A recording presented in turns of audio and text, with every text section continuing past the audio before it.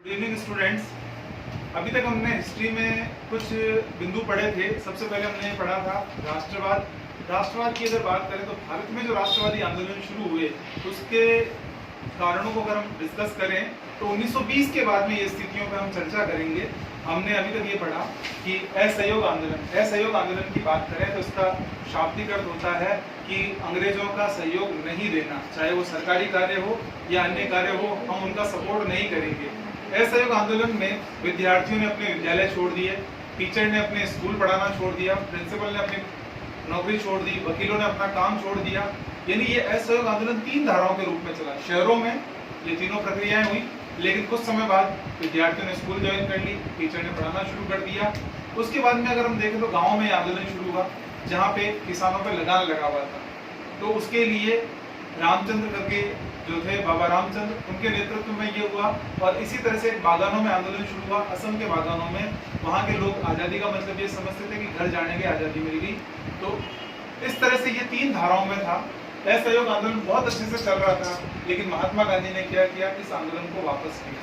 इसके पीछे कारण ये था कि चोरी चोरा कांड हुआ जिसमें 21 सिपाहियों को जिंदा जला दिया गया। तो इन्होंने कहा कि ये असहयोग आंदोलन फरवरी 1922 में वापस लिया, क्योंकि क्रांतिकारियों द्वारा क्या किया जा रहा था, हिंसा की जाने लगी। उन्होंने अंग्रेजों को मारना पीटना शुरू किया, क्योंकि वो कह रहे थे कि ये लातों के भूत बातों से नहीं मानने वाले। तो गांधी ने ये कहा कि हमें पॉलिसी चेंज करनी पड़ेगी, और उन्होंने क्या किया, ये असहयोग आंदोलन वापस ले लिया। उसके बाद इन्होंने कहा एक नए आंदोलन की शुरुआत करेंगे, सविनय अवज्ञा। हम यानी अंग्रेजों की क्या करेंगे, विनय पूर्वक अवज्ञा, किसी भी काम के लिए मना करेंगे। इसकी जो शुरुआत हुई है, इसमें कृषि उत्पादकों की कीमतों में क्या हो रही है, लगातार गिरावट आती जा रही।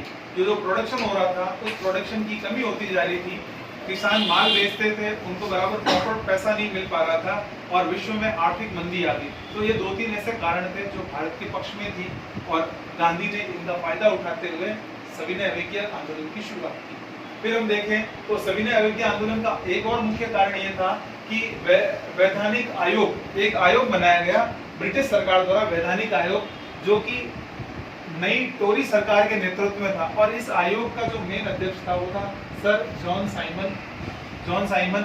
इन्होंने इस कानून को भारत में लेके आए, और इस कानून का भारत में विरोध हुआ। लोगों ने कहा साइमन गो बैक, वापस जाओ। क्यों?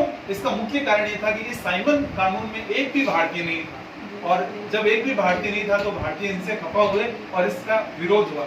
जब इसका बहुत ज्यादा विरोध हुआ तो 1928 में साइमन गो बैक के नारे लगे कि साइमन वापस जाओ। तो गोलमेज सम्मेलन के लिए डोमिनियन द्वारा एक घोषणा की गई कि साहब ये जो साइमन कमीशन, इसका विरोध मत करो, इसको हम बंद कर देंगे। हम क्या करेंगे, नए गोलमेज सम्मेलन का आयोजन करेंगे, और उन सम्मेलनों में भारतीयों के हिसाब से काम होगा।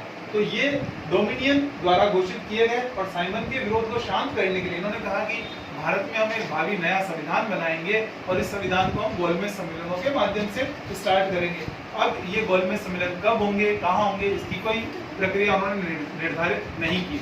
गोलमेज सम्मेलन मुख्य रूप से 3 हुए हैं, और इन तीनों ही गोलमेज सम्मेलन में भाग लेने वाले व्यक्ति का नाम है डॉक्टर BR अम्बेडकर। भीमराव अम्बेडकर ने तीनों गोलमेज सम्मेलनों में भाग लिया था। गांधी ने 1-2 गोलमेज सम्मेलनों में भाग लिया और बाकी विरोध किया। दिसंबर 1929 एक महत्वपूर्ण घटना, क्योंकि गोलमेज सम्मेलन की चर्चाएं चल रही थी, लेकिन इस समय कांग्रेस में 2 दल जो काम कर रहे थे, एक नरम दल और एक गरम दल। नरम दल वाले शांति से अपना काम कर रहे थे, लेकिन गरम दल वालों ने क्या किया, विद्रोह चल रहे थे, और नेहरू के नेतृत्व में ये काम हो रहा था। सुभाष चंद्र बोस जैसे क्रांतिकारी नेता कार्य कर रहे थे। तो दिसंबर 1929 में लाहौर अधिवेशन हुआ। ये भारत के इतिहास में एक महत्वपूर्ण अधिवेशन है, वेरी इंपॉर्टेंट, क्योंकि लाहौर अधिवेशन का जो मुख्य उद्देश्य था वो ये था, इसमें इन्होंने पहली बार पूर्ण स्वराज्य की घोषणा की। पूर्ण स्वराज्य मतलब कि हम अब स्वतंत्र हैं, अंग्रेजों के अधीन नहीं रहेंगे, हमारा राज्य हम खुद करेंगे।